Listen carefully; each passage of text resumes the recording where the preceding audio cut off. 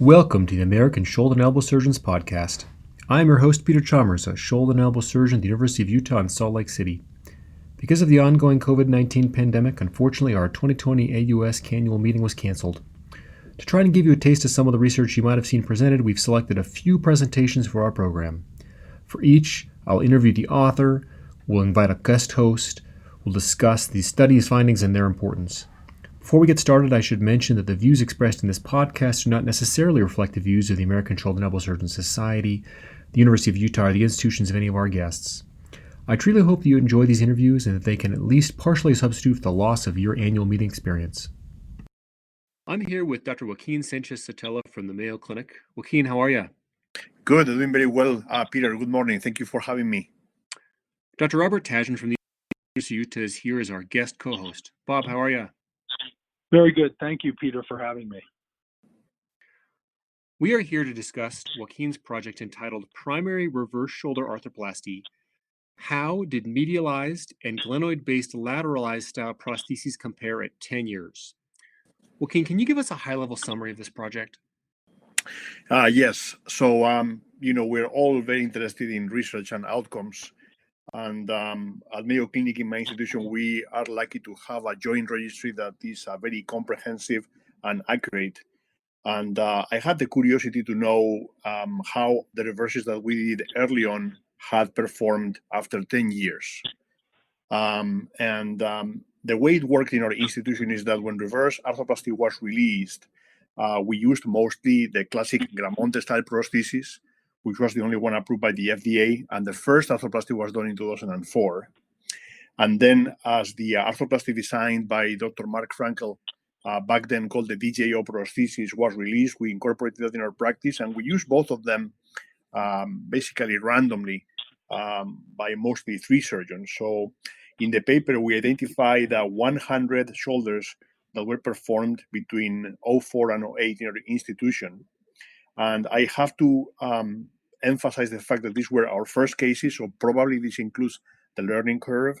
Back then, we were not fully aware of placing the glenoid component super low or inferior tilt or other things.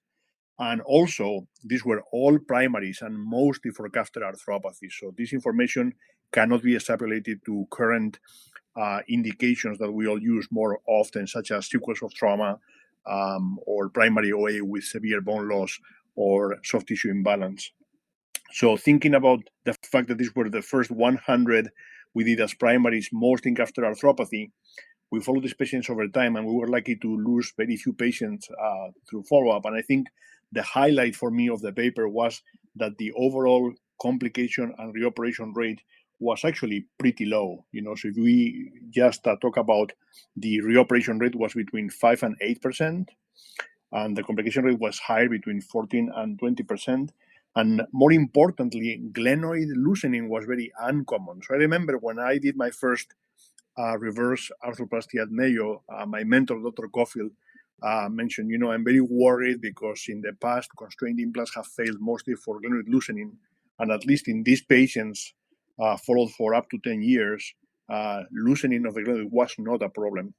And then when comparing the 2 designs, because we had 56 in the classic Gramonte style group and 44 in the glenoid lateralized group or the DJO prosthesis, the main findings that we encountered were that with the medialized design, our patients had better active elevation, but they also had more notching.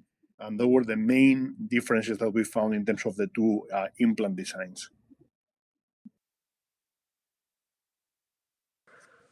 Certainly, the active forward elevation differences are pretty dramatic. I mean, when I looked at the numbers in your published paper, it's 38 degrees better for the medialized components.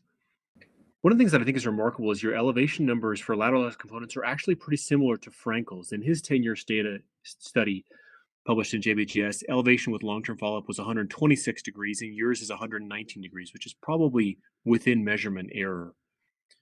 Do you think these findings are a validation of Gramont's concept that distalization and medialization are important to leverage the deltoid to fully elevate the arm? I think so. I think the problem is that the biomechanics of reverse are so complex, that I think we try to sometimes simplify to just the one factor that explains one feature. But I remember when we started to use more of the DJO prosthesis, both Dr. Cofield and myself in conference were talking about the fact that we were noticing that those patients had better rotation but worse elevation. And we didn't know if it was because we were doing different implants or otherwise. But I get the impression that specifically for forward elevation, classic Gramonte style does provide probably the best moment arm or mechanical advantage of the deltoid. One of the things that I think is also interesting is there's external rotation data. Now, postoperatively with a minimum 7 years follow-up, the external rotation in the lateralized group is 39 degrees, and in the medialized group, am I reading that correctly? You have better external rotation in the medialized than the lateralized group at final follow-up. Yes, that is what the numbers showed, and that was surprising to us because my perception before looking at the numbers was that I was subjectively observing more external rotation with the lateralized design. Why do you think that might be? I think it may be because maybe we had patients with an intact teres minor in a large proportion of the cases. That may be one of the reasons. The other reasons may have been that when we were using the DJO prosthesis, for the most part, we were using the smallest possible glenosphere because that was the trend back then.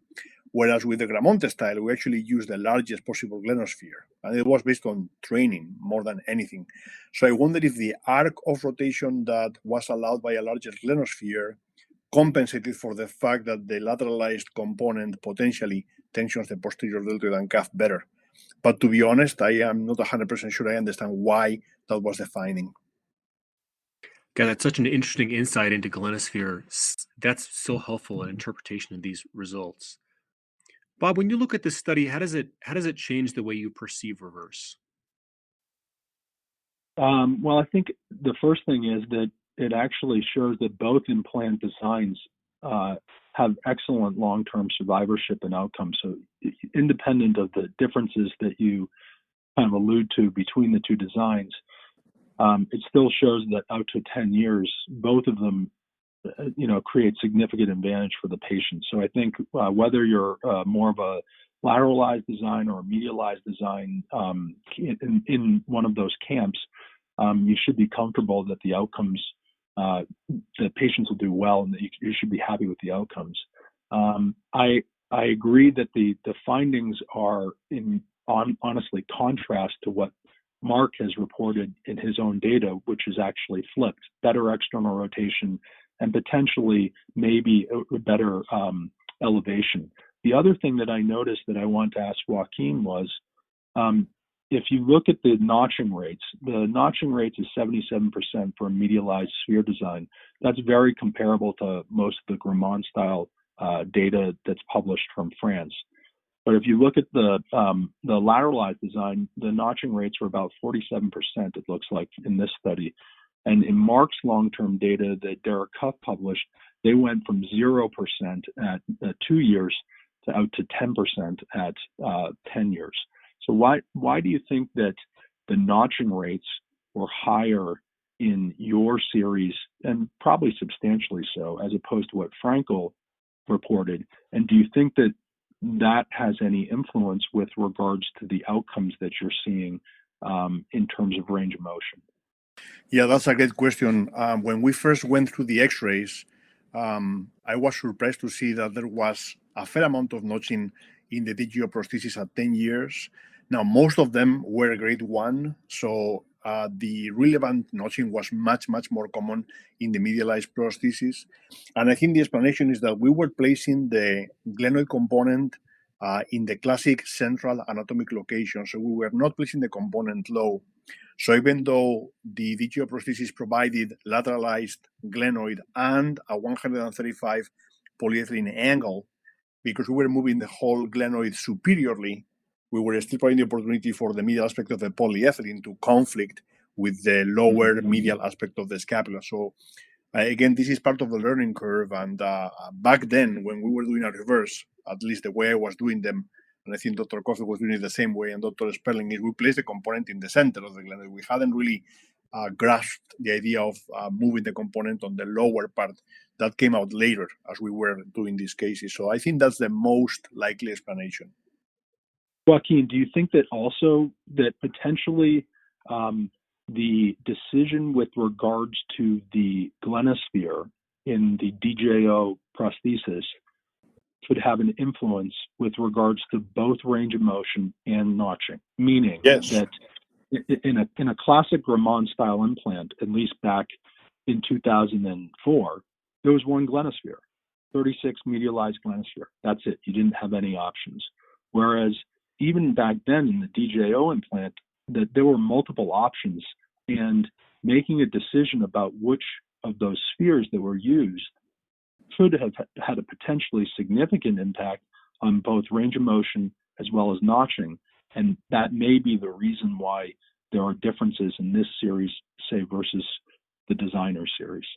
I would agree completely with that observation, Bob, because as I said, we were using the smaller glenospheres for the DJO. So if you think about a sphere being placed more on the superior aspect of the glenoid and being smaller, it's very easy to mentally understand how the polyethylene will contact glenoid bone and thus create notching. So as I said, this is a historical cohort of patients where we were in our learning curve. And I think it's important to emphasize also that these were old patients. So the mean age of these patients was almost 74 years, which means that if you were to follow all of those patients, which we couldn't, but if you were, 10 years, the mean age would be 84 years. And of course, between 75 and 85, many patients are less active. I would agree. I think. So I think it's important not to fully extrapolate this data to what we're doing currently with better understanding of the technique, better designs, and a more active population too. Peter, can I ask Joaquin one more question? Oh, of course. Yeah. Okay. Last year you published your results of reverse shoulder replacement moving onward from 2009. And I think you had over 1,500 cases that you actually published. So it's interesting for me to kind of put those two papers, this one and that one, kind of, side by side. And clearly there's differences between the two studies. The implants were different as well, as far as I could understand, that you used even a different implant company in that series. And it seemed like your complication rates, reoperation rates were almost cut in half in that series. Do you think that the differences that you were finding in that series were due to your learning curve, or do you think that it was due to the implant design that you were using? And maybe if you could maybe just get into what that study was in terms of the design that you used and how that is a little bit different than the designs that were used in this study. And I think it might be helpful for listeners because many of them probably have read that paper, and then to try to put in context that data to this data, I think it would be helpful to hear it from the author. Yeah, that is a very, very good question, Bob. Thank you very much. So the paper that Dr. Tashjian is mentioning was a paper that we did to try to understand what is our reoperation rate. So the primary outcome was reoperation rates once we thought we were over the learning curve. So this paper that we're discussing today ends in 2008, and then we thought that in 4 years we had a reasonable learning experience, and we had passed probably a learning curve. And then the following years, we looked at all reverses done by all of us. This is including 6 different orthopedic surgeons, and there were multiple designs. So there were some DJOs, there were some DePues, there were some biomeds, and so on. And to your point, the reoperation rate basically was cut in half. And I think it's a combination of learning curve and implant improvement. I was a little worried looking at those numbers because we had also expanded the diagnosis. As you expand to more active patients and different diagnoses, potentially you could see an increase in failures because of the younger patients being more active. But I think the combination of better implants and having passed the learning curve was able to trump the fact that we were expanding into more risky diagnoses. Thank It's you. so interesting when we have data from different time periods because so much changes. It's so hard to interpret data because of the change, not only in the indications, but also the implants and also our technique. Everything's changing at the same time. There's no one single variable to be able to really compare those things. That is correct. Well, I think the Mayo Clinic is to be congratulated for such a great outcome, even very early on with these prostheses. And as Bob mentioned, both of these prostheses have, I think, remarkably good outcomes at long-term follow-up. And again, I think the differences between them are super interesting to hear from you, Joaquin, to understand not only the implant design, but also our technique and placing the implant and how that may affect a lot of the outcome in terms of notching rate and range of motion. And certainly we're coming to understand that better and better. And I'm hopeful that with time, as we understand that better, we can really optimize the outcome of this operation. Yeah, for me, the learning curve is I think about what I was thinking in '04 and how I think today is that back then I was convinced that glenoid loosening would be the kiss of death of reverse. And it turns out that there are other complications that can really complicate the patient's and the surgeon's life, such as deep infection, dislocation, fracture of the spine. Those occurred, but glenoid loosening in the primary setting seems to be very reliable, even with older implants. I am more worried about the revision cohort. We're looking now into outcomes of revision surgery, and I don't think it's the same. So I think it's important, again, to convey the message to the audience that this is just primary arthroplasty in a slightly older patients with catheter arthropathy. The other paper that Dr. Tashjian mentioned is more all diagnosis, younger patients. But I think the revision population throws a completely different challenge in terms of glenoid fixation. And that's important to emphasize to the listeners. Anything else to add, Bob? No, I think this was great. I completely agree with Joaquin with regards to the revision population. We have even looked in, Peter and I have looked in our own population here, and our complication rates were close to double in the revision population as opposed to primary. And you definitely start to include other complications that you don't necessarily have in a primary reverse, including base plate issues, because many of those revisions have required bone grafting or more extensive surgery. So I think that is an extremely important point of this paper, as well as the other paper we mentioned, that you have to put this in context of primary arthroplasty.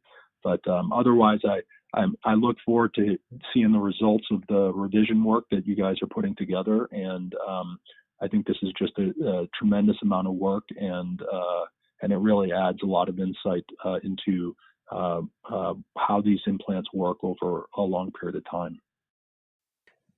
Certainly, it's a great accomplishment. Thank you both for doing this with me. Great study, Joaquin. Thank you both again.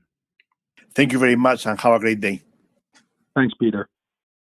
I'm here with Dr. Willaim Aibinder from SUNY Downstate. Dr. Aibinder, how are you? Doing well. Thanks for having me.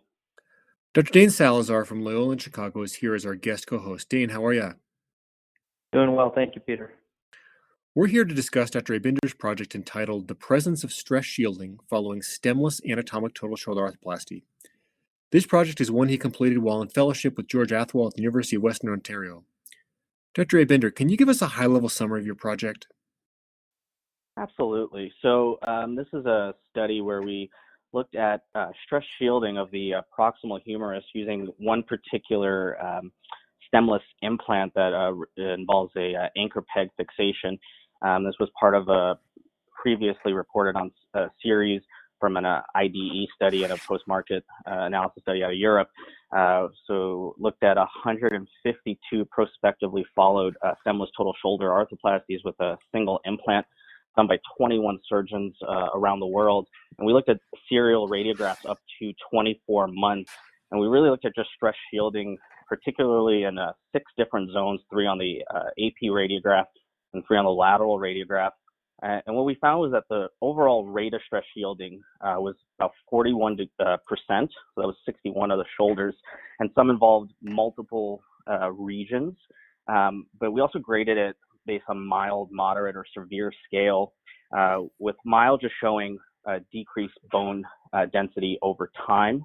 The moderate grading was where there was some cortical thinning in that region, and the severe cases were those where there was true bone loss.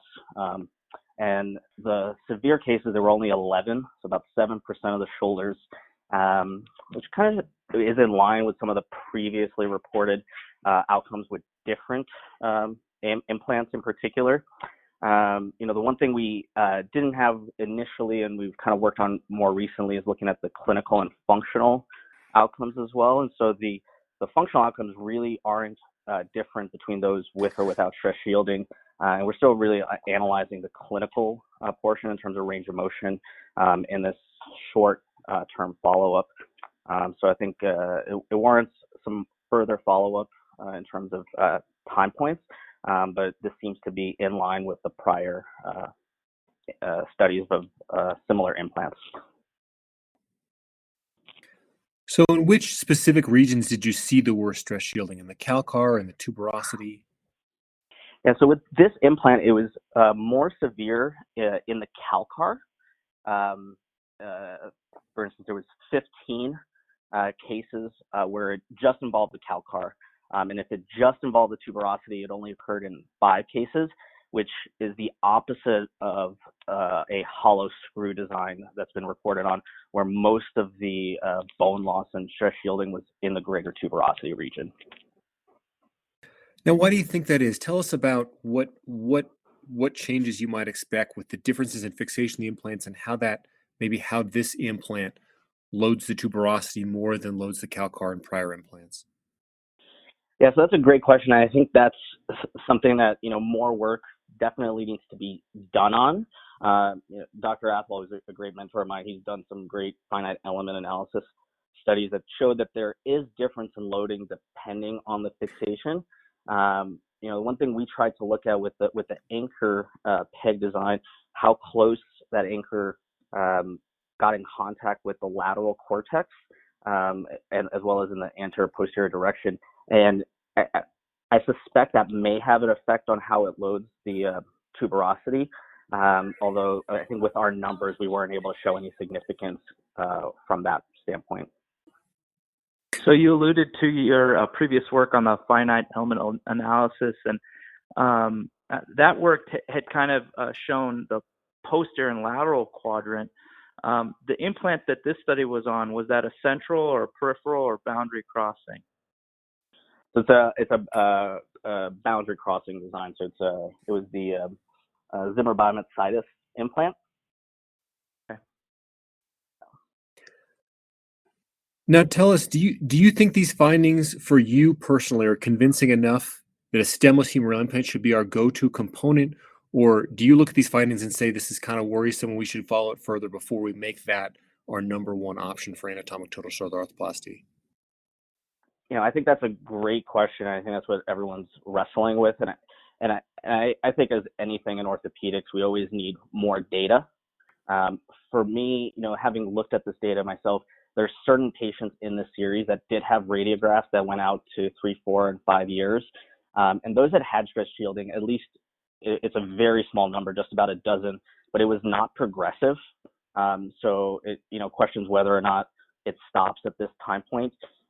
With the other implant that I alluded to in the other studies, those had about 5 or 6 year data, but I still think we need to study these out further for sure before kind of jumping on whether this is the go-to.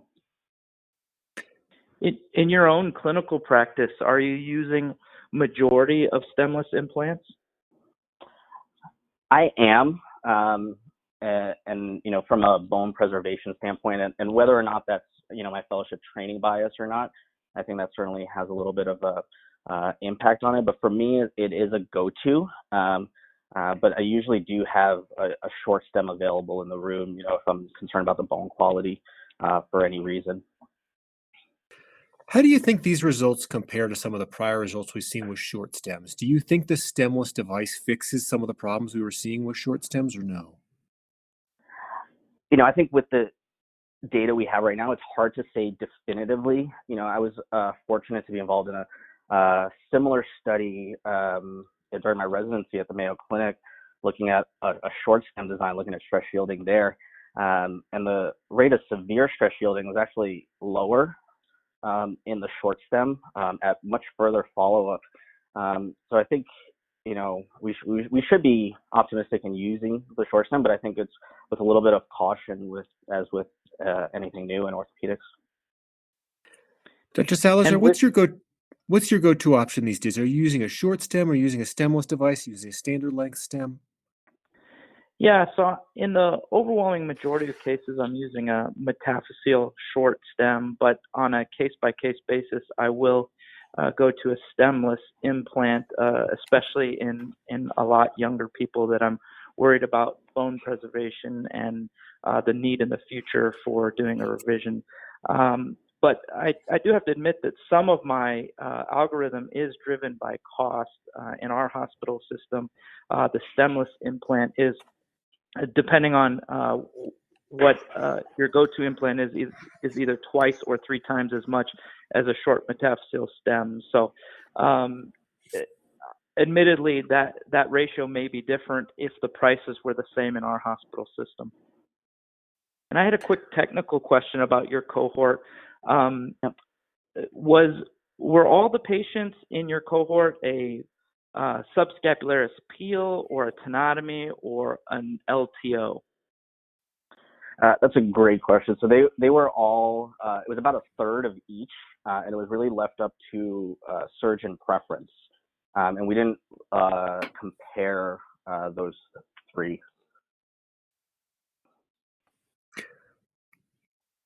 Have you had any issues, Dr. Salazar, with the lesser tuberosity osteotomy and stemless implants? Are you using that technique still, or have you gone to a peel for those patients? I'm still using it, but what I've noticed is when I do a stemless implant, I have to change the way I do the technical procedure. I usually take a much smaller osteotomy, what I would call basically a wafer, because I want to preserve that anterior bone. And then the fixation is a little bit different because previously with a metaphyseal stem, I would go around the stem and use the implant as an anchor. Now really I'm having to go through the flutes in the implant. And so it does change some of my thinking. And I have kind of gone back and forth in my own mind whether there's still a lot of advantage to having a lesser tuberosity osteotomy in the stemless realm. And I have thought about going to either a peel or a tenotomy, but the reason I haven't is because I like being able to radiographically follow my subscapularis in my postoperative x-rays. Dr. Aibinder, is there anything else about the study that you think our listeners should know? No, I think we've really highlighted the main points, and I think it's just being able to follow these implants out a little bit further would be helpful to everyone, I think, in the future. Certainly, it's such an interesting thing to hear about. As we move into what I think will be a largely stemless era in shoulder arthroplasty, we'll definitely need to understand the implications of those devices, not only for stress shielding, but also for our management of the subscapularis, and also in terms of how it affects our revisions down the road. And stress shielding is going to be an important part of that. So I think this is a great study, Dr. Aibinder. I really appreciate you both for doing this with me. And I hope you folks take care. Stay safe out there. Likewise, and thank you very much for having me. Quite an honor. Thanks a lot. Great study. Congratulations on really superior work. I'm here with Dr. Bruce Miller from the University of Michigan. Dr. Miller, how are you? Good, thank you. Dr. Nobu Yamamoto from Tohoku University in Japan is here as our guest co-host. Nobu, how are you? Yeah, good, thank you. We are here to discuss Dr. Miller's project entitled Surgical versus Non-Surgical Management of Rotator Cuff Tears, a propensity-matched analysis. Dr. Miller, can you give us a high-level summary of this project? Certainly. We know that rotator cuff disease is very common, and despite it being one of the most common maladies of mankind in the musculoskeletal system, there's really no clear treatment algorithm for it. We know that patients with full-thickness symptomatic rotator cuff tears do well with physical therapy. We know they also do well with surgical management, but it's not clear if there's a best option presently. So the purpose of this paper was to look at a very large database that we maintain here at the University of Michigan, and as best as possible, compare our surgical experience with our non-surgical experience and report those results. And that's a high-level goal. What were some of the main findings of this analysis? I'll summarize the findings as follows. What's clear is that patients who had symptomatic cuff tears reported improved patient-reported outcomes after non-operative treatment, I would say after both non-operative treatment and surgical repair. However, the patients who were offered and elected to undergo surgical repair reported greater improvement in their outcome scores and reduced pain when they were compared with their non-operative cohorts. Which were the same? What were some of the most important outcomes you used here? Which scores were you using? We collect a number of, well, this particular study represents a cohort that's nested in a large registry of rotator cuff patients that I manage here at the University of Michigan. We tend to use the WORC, Western Ontario Rotator Cuff Index, as our primary outcome measure. We also have collected the the ASES score, the SANE score, and a visual analog score for pain. But our primary outcome measure for this particular study was the WORC score. Now, interestingly, all the studies essentially trended in parallel. Now, you've mentioned a couple times this is a large database. Help us understand, how many patients are there in this study? In this particular study, and then this is a matched pair analysis, we're looking at specifically 107 patients who had surgical repair with 107 patients who had non-surgical repair. Now, the overall database or cohort's much larger than that. But in order to produce appropriate matching groups for our study population, it necessitated a smaller matched size. Now, you've mentioned that you've used propensity matching. Give us a better understanding for how that gives us a better answer for this kind of study than a typical retrospective comparative study. Well, a retrospective study is often plagued by many biases, confounding biases. We don't know, looking back retrospectively, for example, what some of the demographics were at baseline, or why a surgeon may have offered a particular surgical treatment to one patient and not another. We also know that there's a number of factors that likely contribute to the outcome of our rotator cuff treatments. Age, rotator cuff tear size, quality of rotator cuff musculature. So propensity score matching allows us to take two patient comparative groups and match them as best as possible to a number of factors that we believe influence the outcome, and that allows us to compare our two treatment options as best as possible. It's not a randomized trial. Our treatment was not allocated at the time of enrollment.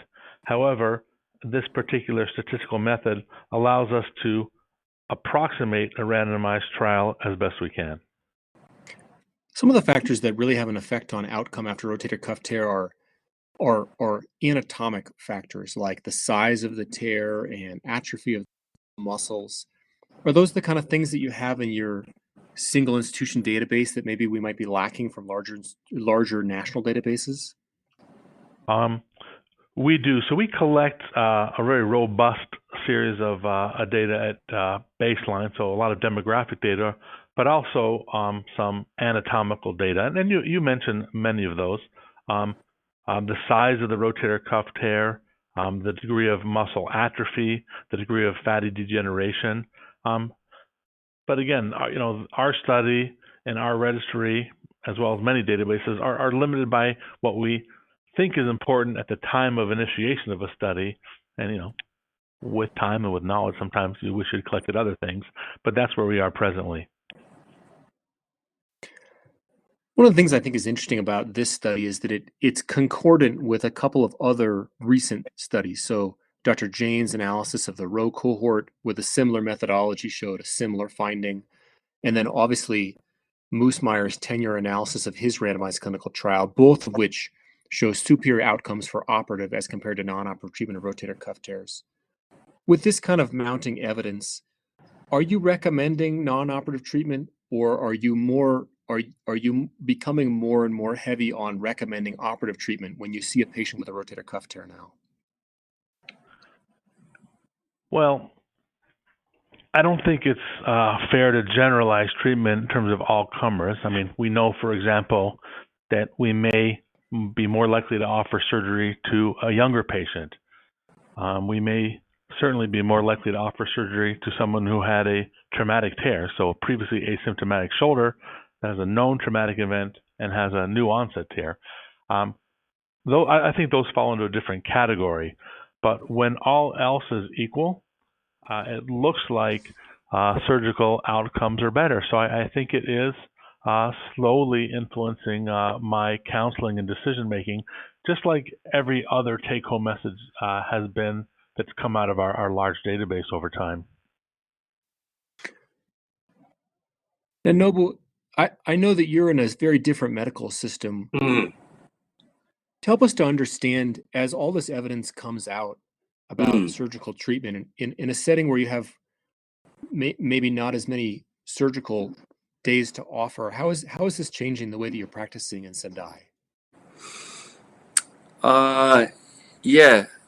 As you know, our medical system is different from the U.S. medical system, and especially in our institute, first we choose a conservative treatment for patient with rotator cuff tear, and if the conservative treatment failed, we perform the surgical treatment.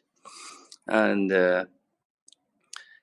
I have several questions to Dr. Miller. And the first, the cuff tear group had a better outcome, but a subjective and objective score than the conservative treatment group. I'm interested in which subject scores improved in the cuff tear group. Work has 4 domains: physical symptom, sport, recreation, work, lifestyle, and emotions. Among 4 domains, which one improved? That's an excellent question, and I am unfortunately not prepared to answer that because we did not look at the independent domains within each outcome variable. That's certainly something we can do and report in another vehicle if possible. Always a hard thing to do with some scores too. The ASES score in particular is does not divide as cleanly maybe into those domains as maybe a PF12 or there's some scores are more amenable to that than others. But I think that's just a great point, Nobu, about how these treatments probably do differ in their outcomes depending on which domain you examine specifically. I will add that pain seems to be weighted pretty heavily in many of these patient-reported outcomes, and we also report pain as a visual analog scale outcome independent, and that seems to be a dominating trend here, that patients' pain, both by itself and also as it drives the other outcome measures, seems to improve dramatically with surgery relative to non-surgical management.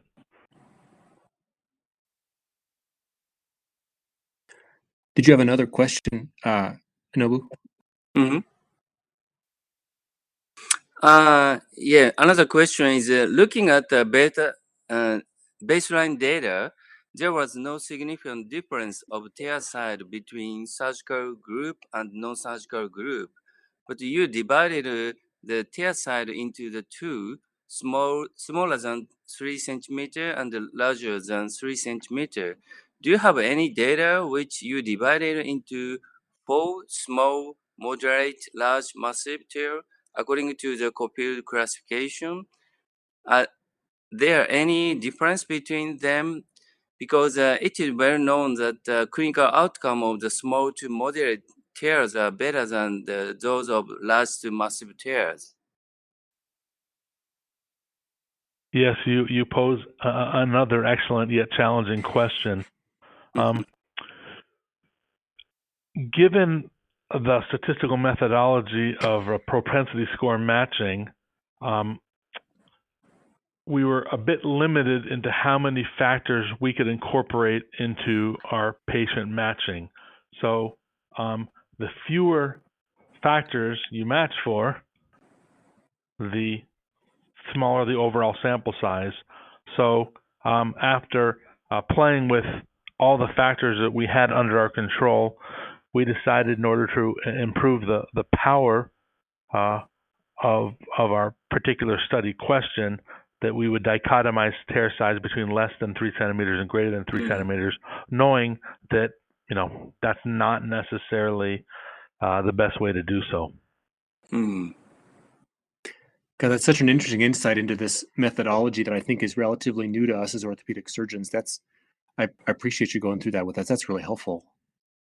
I will add that we have out of our registry published in the last year or so a study that addresses that question in particular. It does tear size, but also does tear morphology affect patient-reported outcomes after surgical repair? And interestingly, it did not in our database.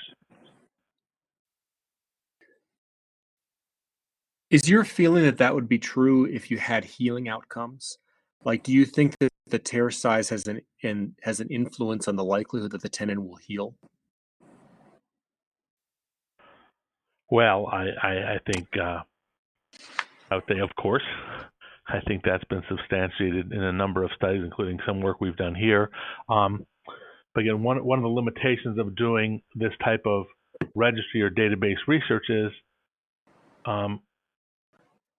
you decide early in the process what types of information you want to collect, and in retrospect, you kind of wish you had some "oh yeah" moments earlier. But we, for a number of reasons, one of which is cost, we elected not to include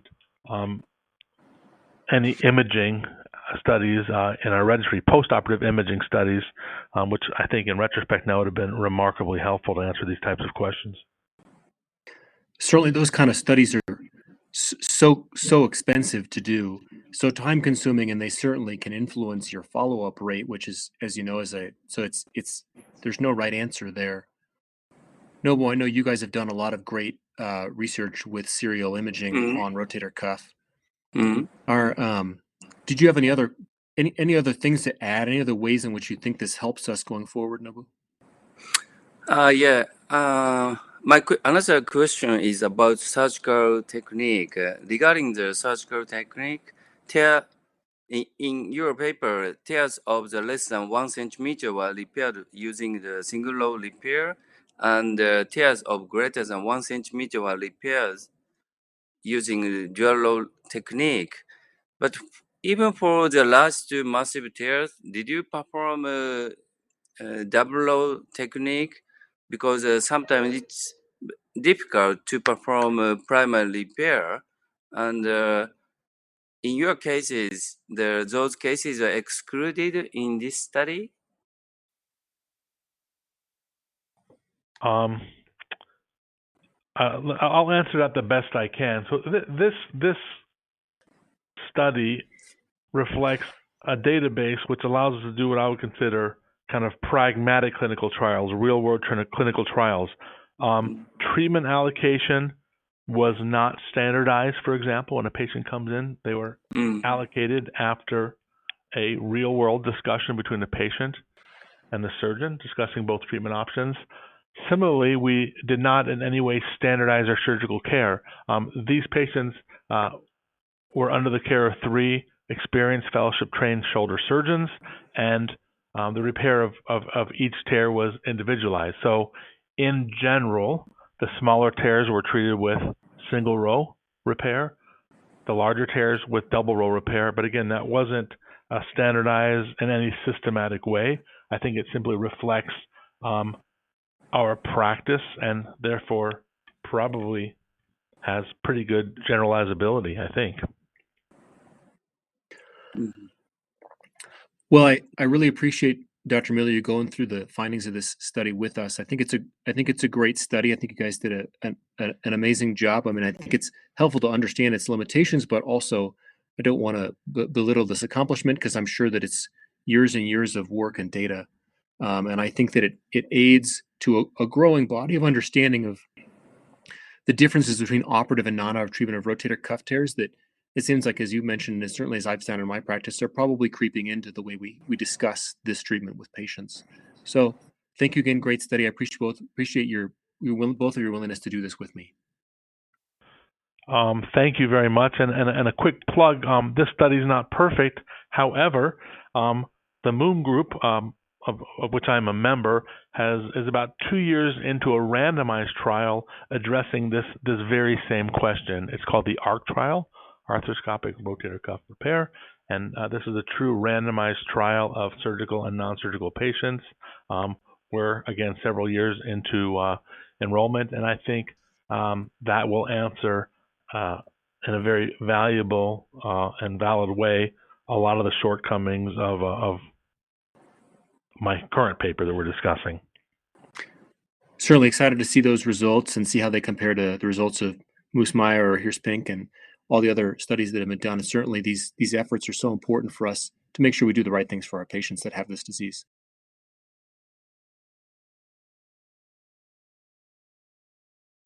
I'm here with Dr. Luke O from Harvard. Luke, how are you? Doing very well. Thanks for having me. Dr. Matt Smith from Washington University in St. Louis is here as our guest co-host. Matt, how are you? Doing great. Thanks, Peter. We are here to discuss Luke's project entitled Elbow Excess Opening on Stress Radiographs is Not Related to Ulnar Collateral Ligament Injury Severity in Throwers. Luke, can you give us a high-level summary of this project? Sure, it'll be my pleasure.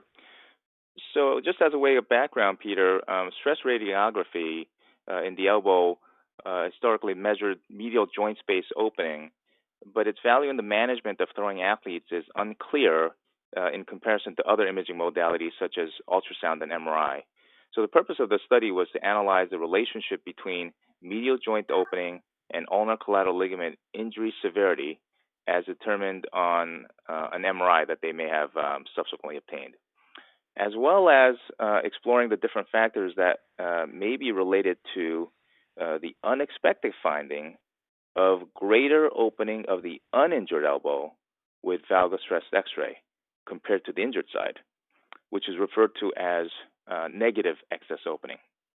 So this was a retrospective analysis of 74 consecutive patients who underwent stress radiographs in the clinical workup for medial elbow pain who had a suspicion for UCL injury.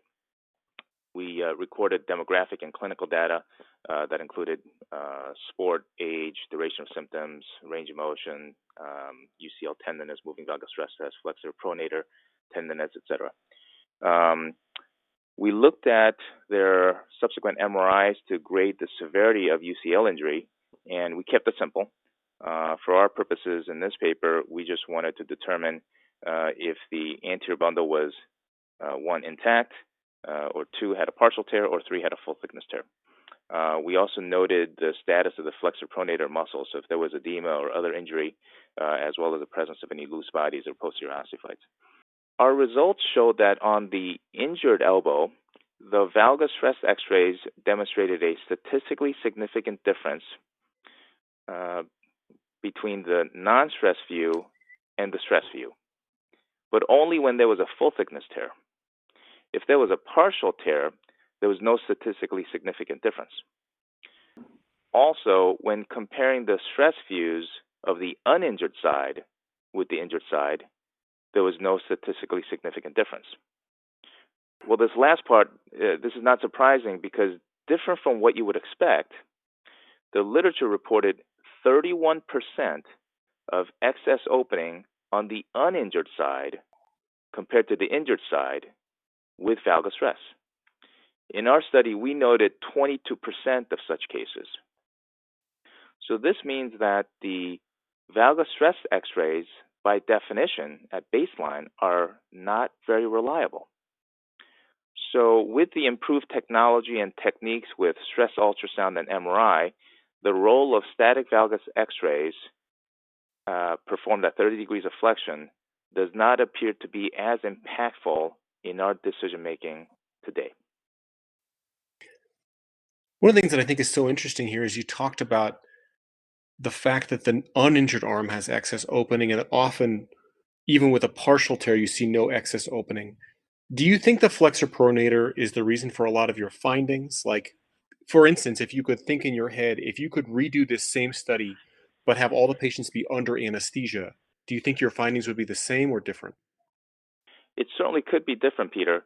One of the things that came to my mind when I was reflecting on this is that when you place the athlete's arms into the TLOS valgus stress device, there are different rollers placed where you're supposed to position the arm and it guides the hand so that it recreates a 30-degree flexion angle.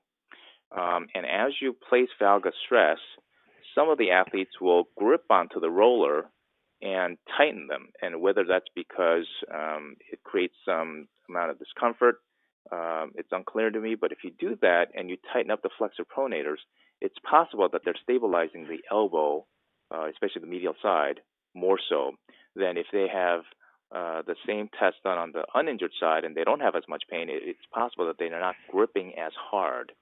So another way that we could redo the study is by having them place their hand in between all the rollers, but ask them not to grip the rollers. And certainly if this could be done under some semblance of anesthesia where they're relaxed, or give them Botox or something that could be temporary because anesthesia could be cumbersome, obviously. But theoretically, under that scenario, it's possible that we would have a much more cleaner look at the true valgus opening on the medial side. Did you note in your study any players that had calcifications within the ligament? And did that affect how much opening you see? I've often thought that if you see calcification, certainly that should make the ligament stiffer. But I wonder if maybe you saw that frequently enough that you could notice that in your data. Yes, so we didn't have very many athletes with calcification, although there were some, and we did not see a difference. But again, the numbers were small, so it's hard to make a complete determination. Luke, do you have any sense of whether a partial tear at the humeral attachment or a partial tear at the sublime tubercle made a difference in terms of the numbers that you saw with the stress radiographs? Yes, in our series, we did not see a difference between proximal versus distal tears, either complete or partial within each group. I think one of the interesting take-homes from your study is potential implications for our physical examination of the elbow. Specifically, it seems like we're really not going to be able to elicit actual laxity in exam, although certainly you may have subjective apprehension or pain. Walk us through how you examine the UCL, and does this study affect that for you? Yes. What it taught me is that many of the things that we do on physical exam have such an important role, as well as the history, and that whether it's an MRI, ultrasound, or valgus stress x-rays, they are all one component of many factors that we need to consider as we treat these athletes.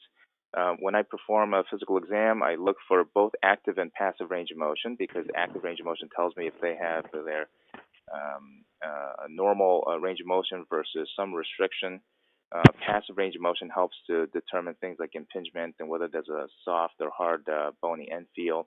And when we're performing examinations on the medial side, we need to assess the role of the ulnar nerve, in addition to the flexor pronator and the ulnar collateral ligament in terms of tenderness.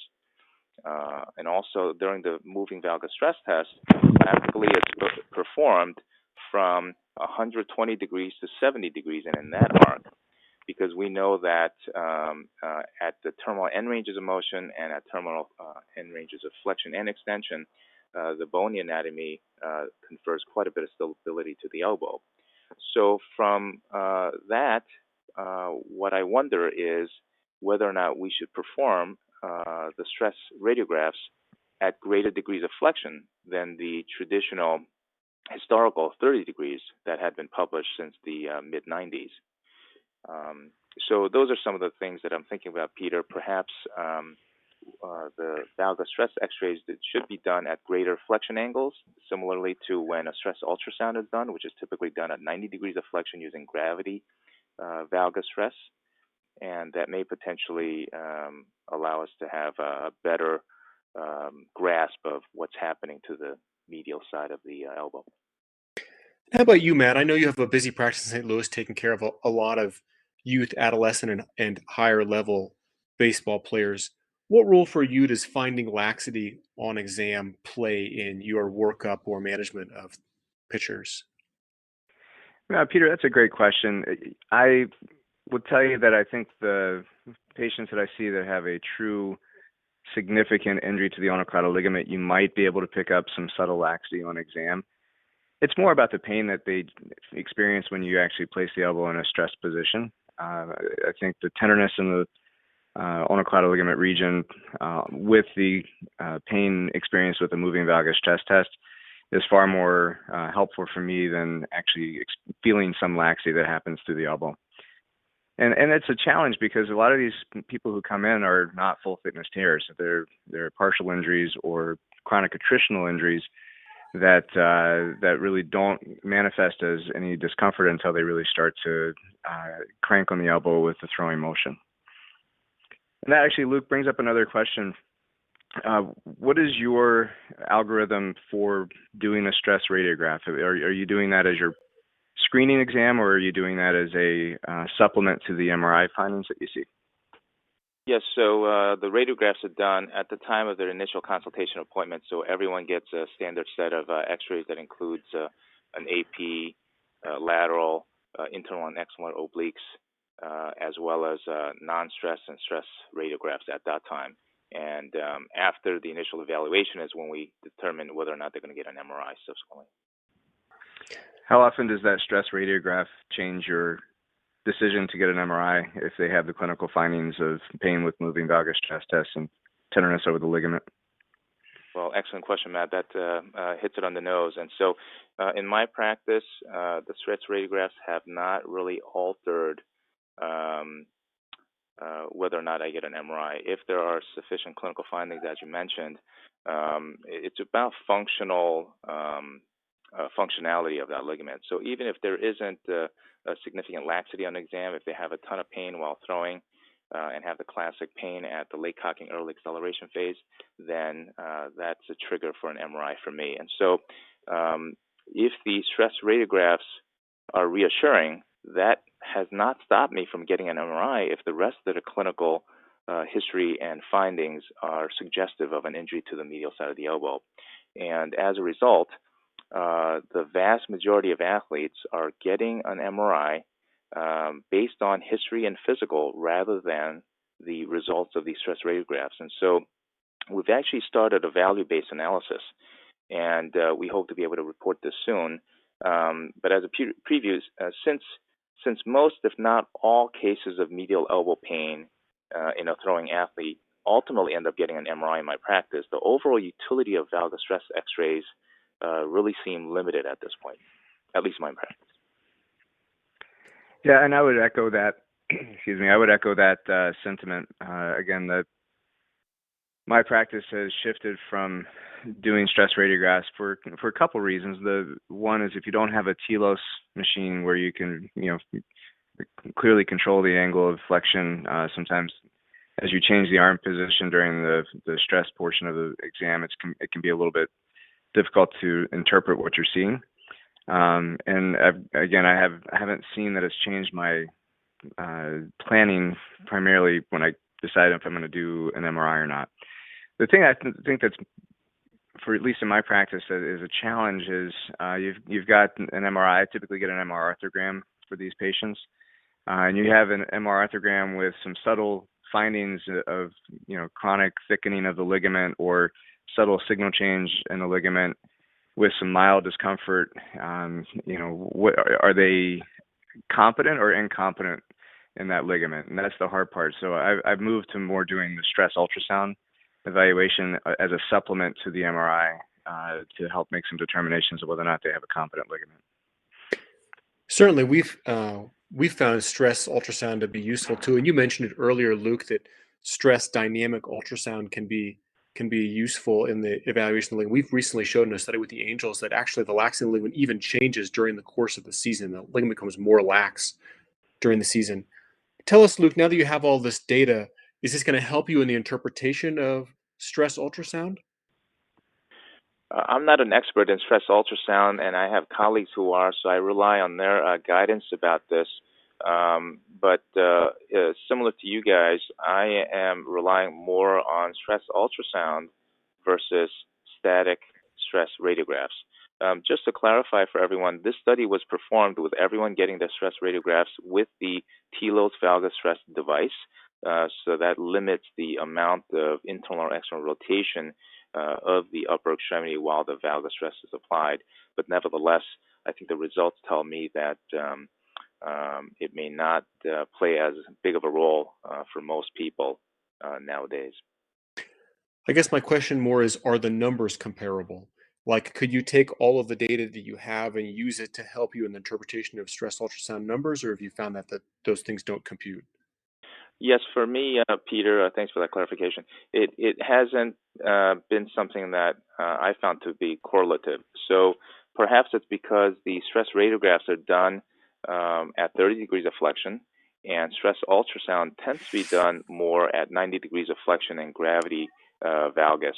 There have been some groups who have been performing stress ultrasound while the arm is placed into a Telos valgus device, but that only allows a static evaluation at specific angles of flexion. And for my colleagues, their preference is to perform the stress ultrasound while they're moving the elbow dynamically.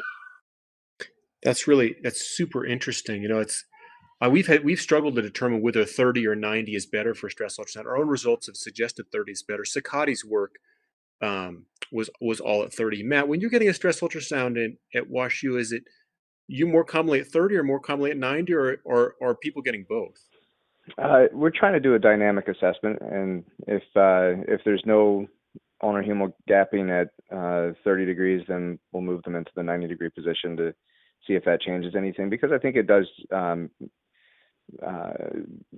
add the benefit of being able to see different positions with the ultrasound. And I think there are probably a handful of cases that I've seen that the data at 30 is different than the data at 90, and that's helped us make a decision. Again, going back to UCL injuries, I mean, most of this is a clinical diagnosis. So we're trying to get enough information to make a good clinical judgment as to what the integrity of the ligament is. But a lot of times this is a clinical diagnosis, and if we are not able to generate the kind of stresses that they're generating during a pitching motion, and they have some findings of ligament injury on MRI, and their clinical exam correlates to UCL pain, it's really hard not to do something to help them with that. Well, Luke, it's certainly a great study, and I think it's provided us with all sorts of new conversation here. Is there anything else you found in the study you'd like to add, or anything else, Matt, that this has made you think about that you'd like to share with our listeners? Sure. I think I just want to echo Matt's last comments. All of the different diagnostic studies that we utilize currently are only one of the many different factors that go into the formula for decision making. And that whether it's an MRI, MR arthrogram, stress ultrasound at 30 degrees, 90 degrees, gravity valgus, or Telos valgus, don't forget about the history and the clinical exam. And as Matt mentioned, it is a clinical diagnosis. So we need to take all of that into account and remember all of the principles that we were taught in medical school. Yeah, I think the other thing, we seem to be discussing the lack of utility or clear utility of the stress X-rays. But if you're in a situation where you're trying to get more information and you don't have access to quality ultrasonographers and it's not clear, I would say use whatever options you have to convince yourself that they do truly have or don't have a ligament problem.